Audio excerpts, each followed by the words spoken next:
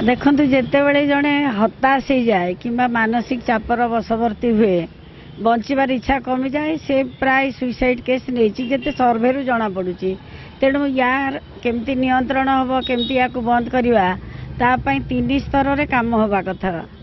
एक है बापा माँ घरे पुओ बा झील एमानकर गतिविधि टे लक्ष्य करने कथा तांकर कहा सहित मोबाइल कथबार्ता लगुंट कुआड़े जाऊँच से विषय नॉलेज रहा कथा किंबा से माने को मानसिक चापर बशवर्ती होती जड़े सांग भाया कथा लगिकी भितर सब जाना कथा। कारण चाणक्य कहते लाड़ 5 वर्षाणी 10 वर्षाणी ताड़ प्राप्ते तु 16 वर्षे पुत्र मित्रवत आचरे।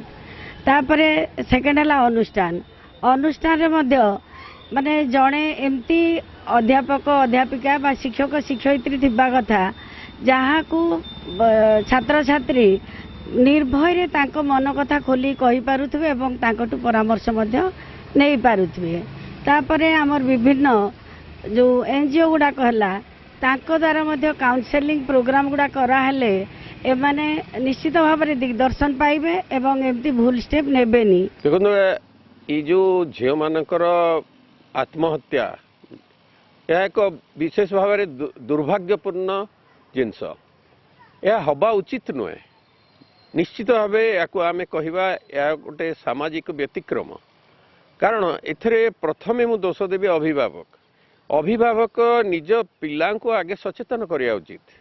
नेक्स्ट है शिक्षक विद्यालय विश्वविद्यालय नेक्स्ट है सामाजिक प्रतिष्ठान आमर एथरे समस्तंकर दायित्व अच्छी या खाली प्रकाश रे आणले हबनी एथिपाई अभिभावक प्रथमे सचेतन हवा उचित।